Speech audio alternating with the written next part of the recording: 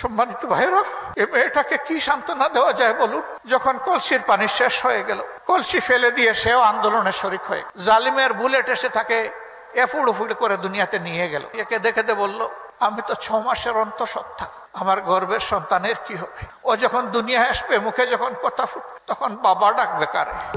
আপনাদের এই শহরেরই গুড়িপাড়ার একটা ছেলে, ওর নাম মিনারুল, গরিব পরিবারের সন্তান। বয়স কত হবে? 20-22 হবে। নারায়ণগঞ্জের একটা গার্মেন্টসে চাকরি করত। তার 2 ভাই কষ্ট করে রিক্সা চালিয়ে সংসার চালায়। এই ছেলেটা আন্দোলনের সময় বাড়িতে এসেছিল।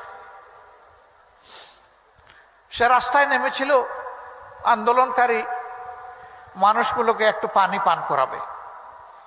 কঠিন গরমের সময় একদিকে আগুন ভরা বুলেট আসতেছে, আরেকদিকে সূর্যের তাপ। হাতে কলসি নিয়ে, গ্লাস নিয়ে গিয়েছিল মানুষকে পানি খাওয়া। যখন কলসির পানি শেষ হয়ে গেল, কলসি ফেলে দিয়ে সেও আন্দোলনে শরিক হয়ে গেল।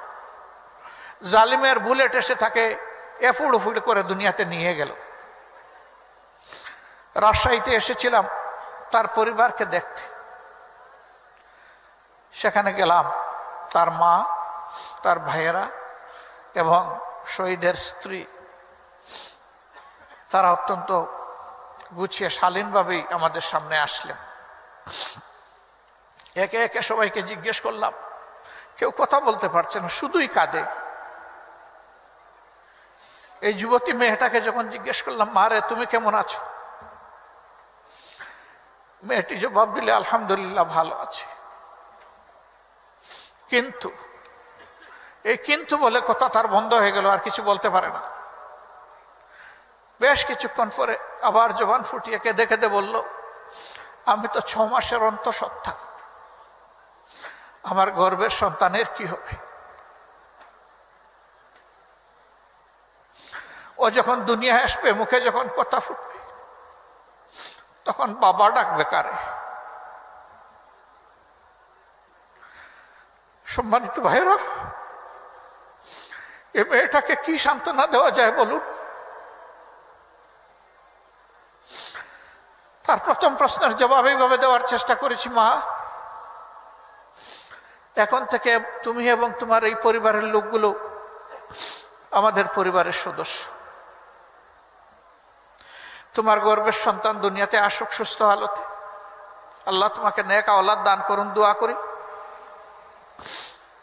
এরপরে এই সন্তানকে আল্লাহ তাইয়্যিব হায়াত দিন, সেটাও দোয়া করি। ও যতদিন বড় না হবে, উপার্জন করার উপযুক্ত না হবে, মানুষের মতো মানুষ না হবে, ততদিন পর্যন্ত আমাদের সন্তান সন্ততি, আমাদের নাতি নাতনিরা যেভাবে বেড়ে উঠবে, যেভাবে শিক্ষা পাবে, যেভাবে খাবে, যেভাবে পড়বে, ইনশাল্লাহ তোমরাও সেভাবে থাকবা। আমাদের কোনো শক্তি নাই, আমরা আল্লাহ তাআলার উপর মুতাওয়াক্কিল হয়ে এই দায়িত্ব নিয়েছিলাম। আলহামদুলিল্লাহ, এই মেয়েটির গর্ভ থেকে আল্লাহ তাআলা তাকে একটা সন্তান দুনিয়ায় দান করেছে। দোয়া করি আল্লাহ তাআলা তাকে তাইয়্যিব হায়াত দান করুন, বাপের মতো সে দিনের মুজাহিদ হোক। এর জন্মের সম্ভবত 2-2.5 মাস হয়ে গেছে, 4 মাস হয়ে গেছে। আমি এসে দেখতে পারিনি, আজকে যাবো ইনশাল্লাহ ওকে দেখতে। এটা আমাদের নৈতিক দায়িত্ব। এদের প্রতি এটা কোনো দয়া নয়, অনুকম্পা নয়। যারা রক্ত দিয়ে আজকের এই পরিবেশ আমাদেরকে দিয়ে গিয়েছে, তাদের কাছে আমরা এবং সারা জাতি ঋণী এবং কৃতজ্ঞ। এই ঋণের দায় আমাদেরকে আজীবন পরিশোধ করতে হবে শ্রদ্ধার সাথে। এরকম যত শহীদ বাংলাদেশে আছে, আমরা তাদের প্রতি কৃতজ্ঞ, আমরা তাদের কাছে ঋণী।